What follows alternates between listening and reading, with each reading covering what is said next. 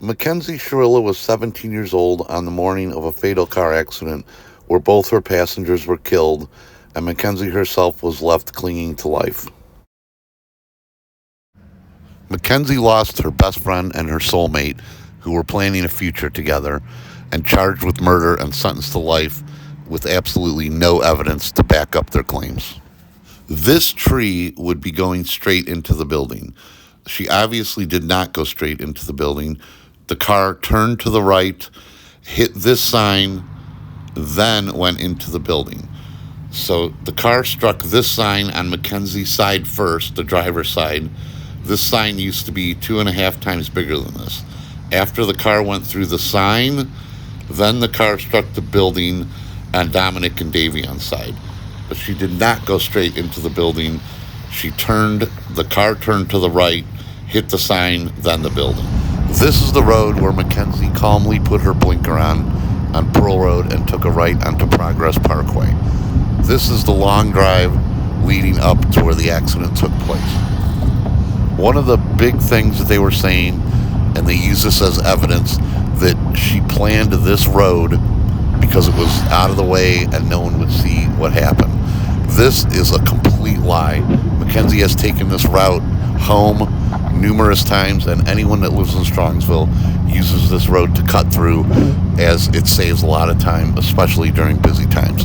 But Mackenzie has taken this route on numerous occasions, and although her phone did ping here a few days prior to the accident, that is irrelevant because she always cuts through here. This was not a planned road to do something horrible on. This was the way Mackenzie drove all the time, and there was nothing unusual about her using this route, yet they used this as a strong case of evidence against her. Soon we will be coming up on the actual building where Progress dead ends into Almeda, where they consistently said she drove straight into the building. The first tree you see with the ribbon on would be straight into the building. Her car obviously took quite a dramatic turn to the right, which one would think she was trying to avoid any type of accident whatsoever. Her car went through a sign and then hit the building. Approximately 3 months after the fatal accident, the Strongsville police arrested Mackenzie Shirilla and charged her with a litany of crimes, including 2 crimes of murder. The city of Strongsville awoken to the horrible news of the car accident, where 3 of Strongsville's own were in a tragic car accident. 2 of them passed away, and Mackenzie was clinging to life at Metro Hospital. And soon, the rumors started flying. Another factor that the prosecution focused on ad nauseum and repeated over and over and over again through the trial, as did the media and as did people that were uninformed and repeating what the media was telling them, was the fact that she showed no remorse and she acted as if she didn't care.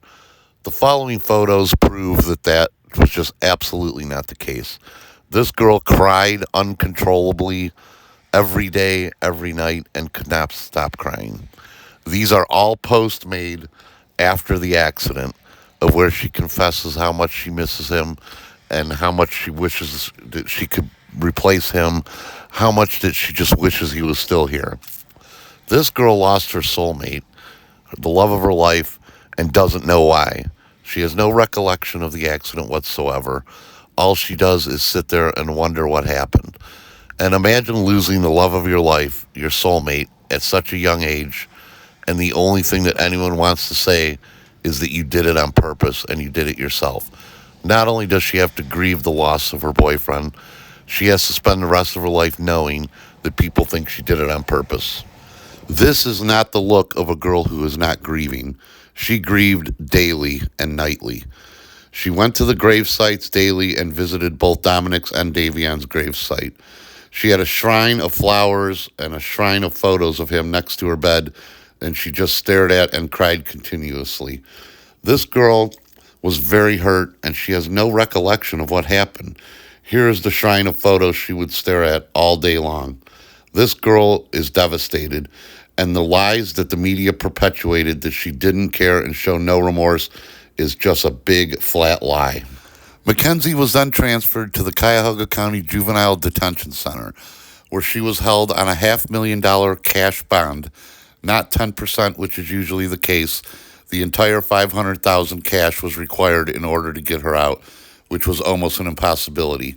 She was held there until they had the bind-over trial, which they knew they were doing all along, but they eventually bound the court trial over to the adult courts.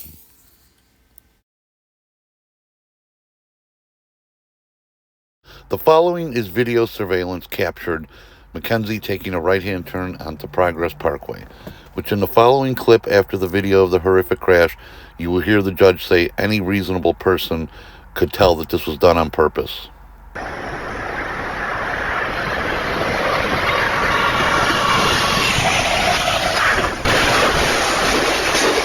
Video of a speeding car in no way shows intent to commit murder. Not on behalf of the state, Your Honor. No, Your Honor.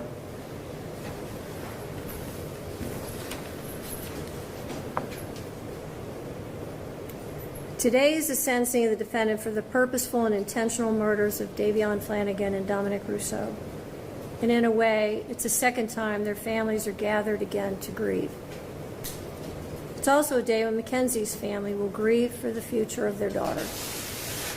All three of these families and the friends of these families are suffering, and all of their lives have been irrevocably changed because of the actions of the defendant. The unintended and collateral consequences of a selfish, intentional, and cruel decision by Mackenzie will ripple forever in time. It's literally changed history because it's ended two lives.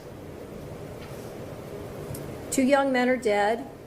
Their deaths were horrible, terrifying, and tragic. I will say again, if any reasonable person reviews Exhibit 802, there can be no doubt in your mind what happened this night. There can be no doubt of the absolute terror of the two people in that car. The defendant controlled all the events. She chose the day. Specifically, she chose a day just before her 18th birthday. She chose to drive the car, the time to drive the car. She chose an obscure, previously scouted route through an industrial parkway. She chose the target to hit and the victims. She chose the means and the method to follow through. And she planned and purposefully executed the events of July 31st, 2022. The review of the evidence supports the factual findings, the forensic testimony, the testimony of the first responders, the testimony of the emergency room doctors who treated the defendant, the testimony of the coroner's medical examiner, the testimony of those who knew the victims and the defendant, and the testimony of the BMV official who provided evidence that not only did the defendant deny any medical condition when applying for her license, which her mother co-signed and attested to, but also that just after the accident, Mackenzie renewed her driver's license and again denied any medical condition.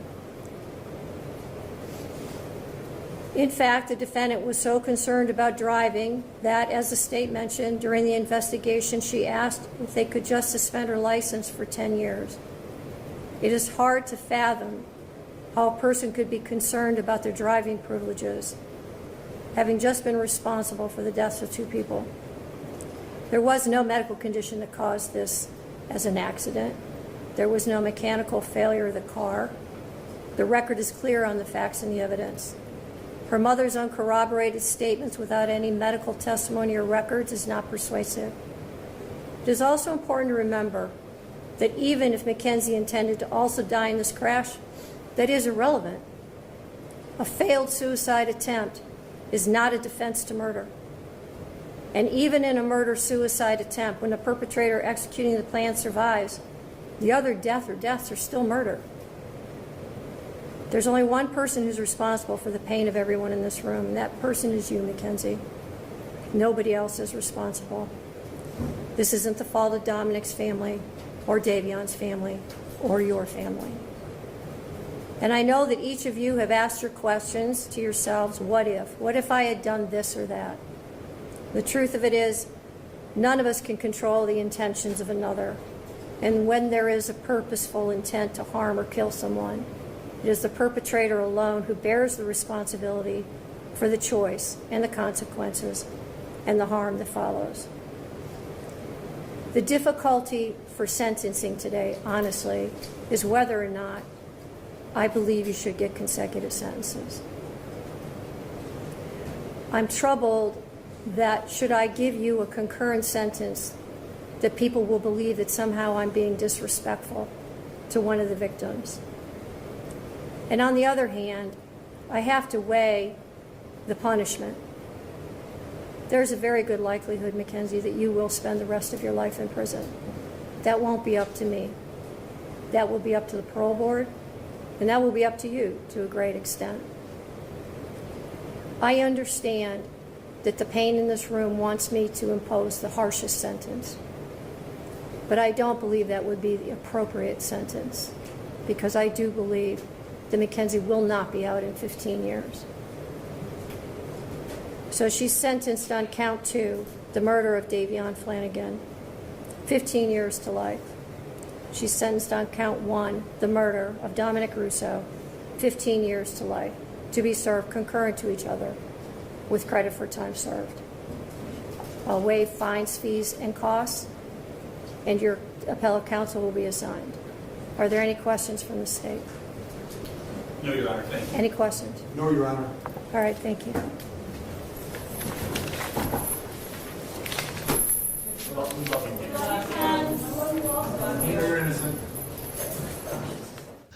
These horrific after-crash photos is all any reasonable person needs to see to know the car was traveling fast. The prosecution and judge refer to Exhibit 802 as the smoking gun, when no one really needed video of the car traveling at a high rate of speed. The photos prove that. Everyone knew that the car was traveling at a high rate of speed. The problem is why was it traveling at a high rate of speed? And quite frankly, no one knows the answer to this.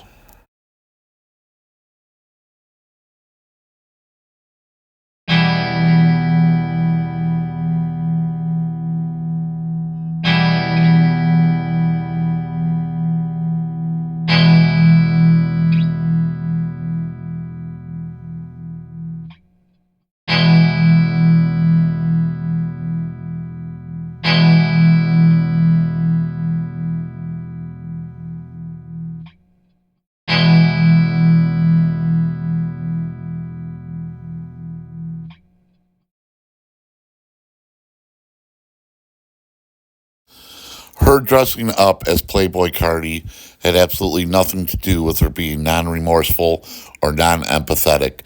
It was simply just another way of feeling closer to Dominic, as again, they both enjoyed this artist very much.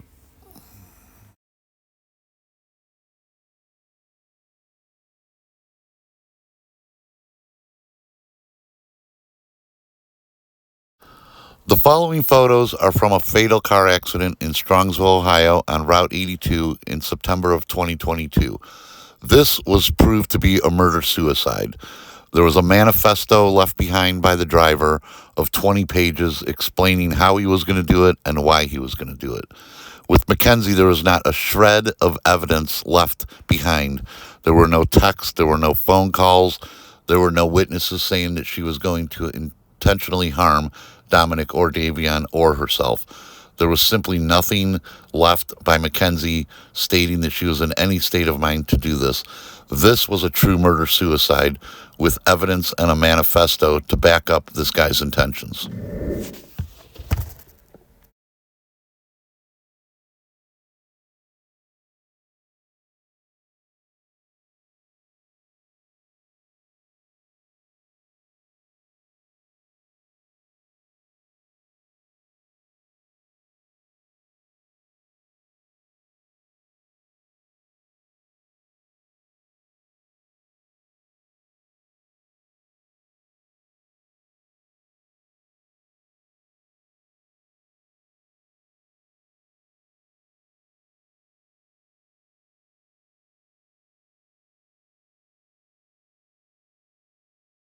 These photos are an outfit she wore to a Halloween party, which was a dedication to a song that her boyfriend Dominic wrote called Drank on Za.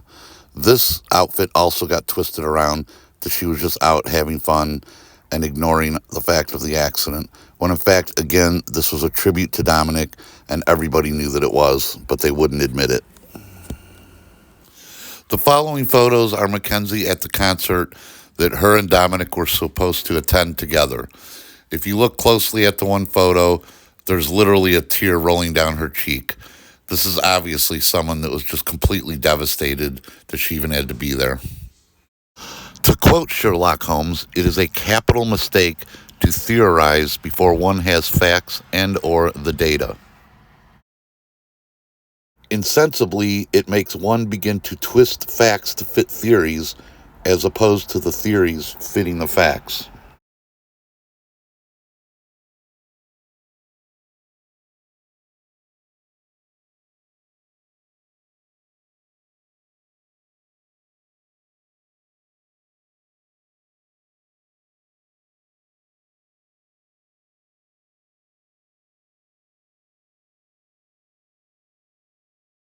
This theory means induction is a valid method. Say you have 10 possible outcomes.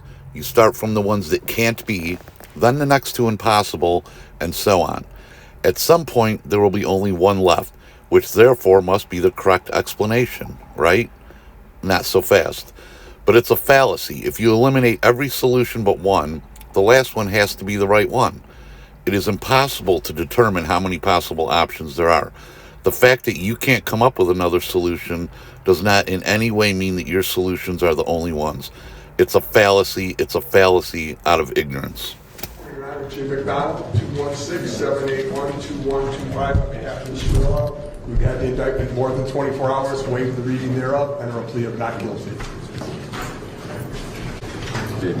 Yes.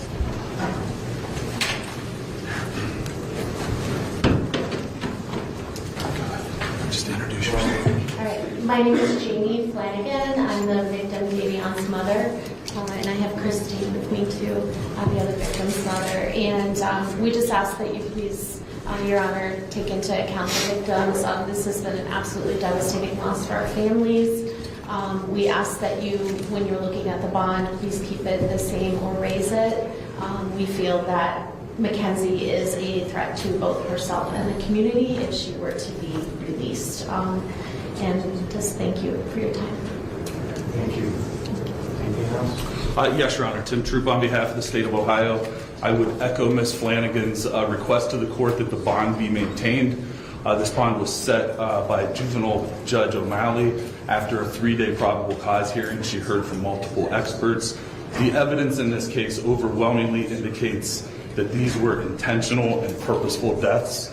And so we would ask the bond to be maintained, Your Honor. Thank you.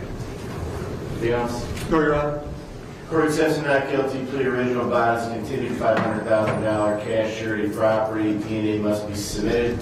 Also, no contact with victim's family. Miss, that means yourself, your friends, your family members may not have any contact with the alleged victim's family's member. Do you understand that? Yes? All right. All right. We'll know Mr. McDonald's been retained. Case goes to docket Judge Nancy Margaret Russo. Judge Russo's staff will set that next pre-trial date. Thank you, Your Honor.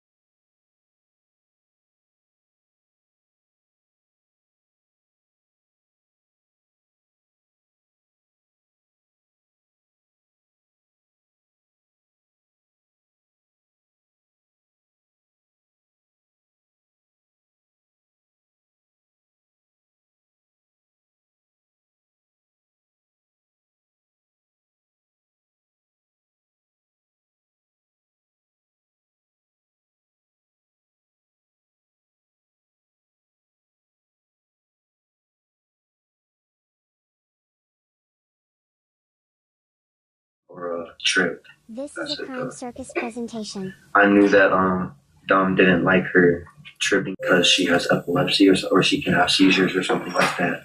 So Dom didn't really ever want her tripping. I know that. So I'm sure you've heard. It's at this point it's public record, but there were some shrooms found. Yeah. It's in the police report that's been released. I mean, I don't know what happened that night. I mean, I'm not gonna lie. Davion had texted me that day. Said, "Do you want to take acid with me, Joey, Kenzie, and Dom tonight?" And I just said, "Hit me up later, bro." I was like, "I'm busy right now." And that was the last time I even texted Davion. I'm assuming they didn't take acid because people were saying they had shrooms. So that kind of like. So in that video clip, you heard Mackenzie Shirilla's ex-boyfriend state that he was supposed to meet with all of them the night of the party and the night of the accident to do mushrooms, shrooms, as they're called on the street.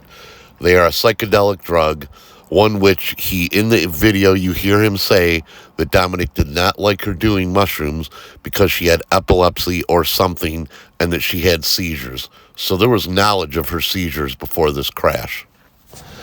Why did the prosecutor and judge completely overlook the testimony of this witness, who was a credible witness who had first-hand knowledge of Mackenzie having seizures? It was completely overlooked and ignored. The reason why it was overlooked and ignored is because it didn't fit the narrative.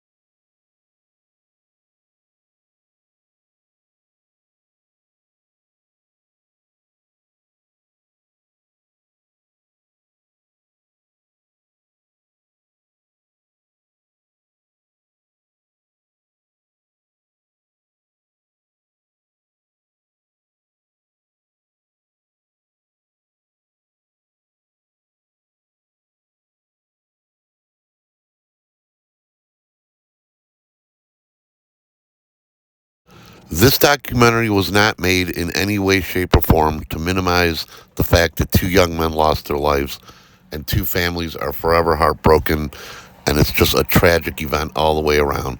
This documentary was meant to show the truth and that Mackenzie was severely overcharged.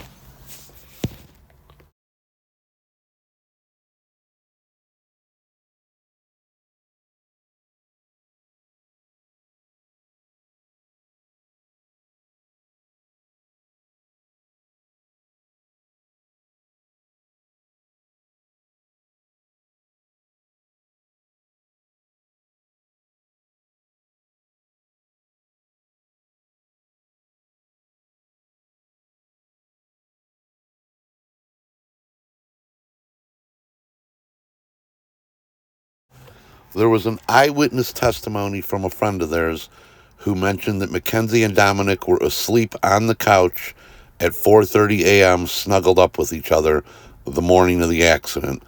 These are photos that Mackenzie posted to social media after the accident, and this certainly is not showing the person that doesn't care or is not remorseful.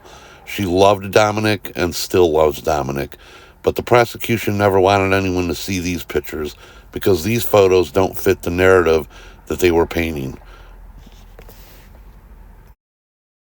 How could any reasonable person say that two arguments 30 days prior to the accident outweigh their demeanor and mood 2 hours before the accident? None of it makes any sense, and if they could go back to arguing 30 days prior and use that against you, we're all in trouble. The families of Dom and Davia, I'm so deeply sorry. I hope one day you can see I would never let this happen or do it on purpose. I wish I could remember what happened. I'm just so sorry. I'm heartbroken. I love Dom and Davia, and we were all friends, and Dom was my soulmate. That's Mackenzie Shirilla speaking in court, and I've got something else you need to know about her tonight. Let's take a look. Let's reveal it, folks. There she is. She got sentenced 15 years to life for taking the lives of two people. Her 20-year-old boyfriend, Dominic, and their 19-year-old friend, Davion. They were in a car. She made that car go 100 miles an hour into a wall, taking their lives. Somehow, some way, she walked away from it, but those two young men did not. Tonight, the video of the crash. First, you can see the car making a normal right-hand turn here. Okay, everything's normal. Then inside the car, she decides she is going to end everyone's life. Let's watch.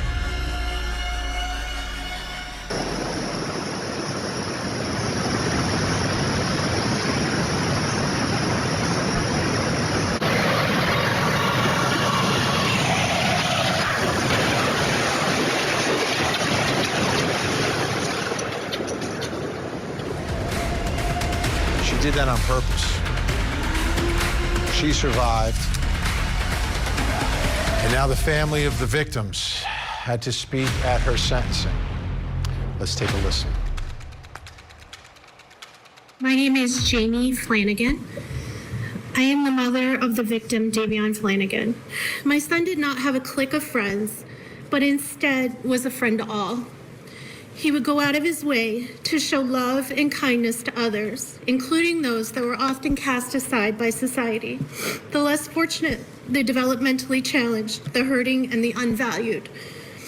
Davion made sure that everyone that crossed his path knew that he truly saw them, that he valued them, and that they were worth his time. So many dreams shattered, a future stolen. We will never get to see the amazing man that he was surely to become. His life was precious. Like I said, he was so much more than cargo. I pray daily for strength and perseverance for myself and for my family. I also pray that Mackenzie will find true remorse in her heart and true repentance. We thank all of those that worked so hard to help us bring justice for our son. We are forever thankful. Davion, we miss you terribly, but as Christians, we grieve with hope. We will make sure your memory lives on, and we ache for the day that we are united again in eternity. Thank you. He was the one who picked me up when I fell. He was my best friend and the only person that has stayed with me since I was born. I would like you to give Mackenzie the longest possible sentence. I've known her for about 3 years, and as she's always taken the easy way out. You shouldn't be able to take the easy way out when it comes to murder. It's completely unfair that no matter what sentence you give her, she will be eligible for parole, while my brother will be gone forever. Thank you, Your Honor. But this was not a car accident. The evidence and science proved that Mackenzie Shirilla murdered my son, Dominic, as well as Davion. No one can imagine the pain of losing a child unless they have lost one themselves. The pain is forevermore. Time does not heal this wound. Mackenzie, going to prison because you did this. Be thankful that you're still alive and have a future, whatever that may be. Dom and Davion were robbed of their futures, their hopes, and their dreams. Mackenzie showed no mercy on Dominic, nor did she on Davion. Only God at this time can have mercy on her soul. Thank you. Nothing said or done here today can describe the loss or repair our lives after this tragedy. Kenzie's statement in the hospital to Detective Azu, "Can't you just take my license away for 10 years or something?" That statement is Mackenzie Shirilla. The most selfish person I know. Ironically, Dom was the most selfless person I know. Mackenzie Shirilla murdered Dom and Davion in cold blood and had already moved on. Kenzie killed Dom over the thought of losing him, and she made Davion collateral damage. She was driving, going to concerts, and dressing up for Halloween, no thoughts of the families and lives that she had destroyed. I just want to say to the families that I'm broken, sad, and lost, and my heart hurts for everyone, okay? Davion was her new friend, and Dom was the love of her life, and he was part of our family, okay? I'm just so sorry that this happened, and we're heartbroken, okay? For 3 months crying, there was a shrine of him next to her with photos and things that he liked, and this flower that lights up that he got her because he wanted it to be fresh and alive forever. It's like a little Beauty and the Beast flower. Okay, she's got this shrine of him next to her. The families of Dom and Davion, I'm so deeply sorry. I hope one day you can see I would never let this happen or do it on purpose. And to my family, thank you for the support and all the love you guys give. Thank you for fighting with me. I love you all so much. I'm done. Thank you.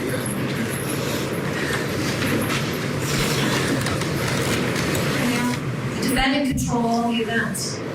She chose the day. Specifically, she chose the day just before her 18th birthday. She chose to drive the car, the time to drive the car. She chose an obscure, previously scouted route through an industrial workway.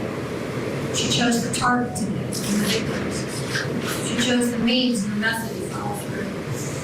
And she planned and purposefully executed the events of July 31st, 2022. I understand that the pain in this room wants me to impose the harshest sentence. But I don't believe that would be the appropriate sentence, because I do believe that Mackenzie will not be out in 15 years. So she's sentenced on count 2, the murder of Davion Flanagan, 15 years to life. She's sentenced on count 1, the murder of Dominic Russo, 15 years to life, to be served concurrent to each other.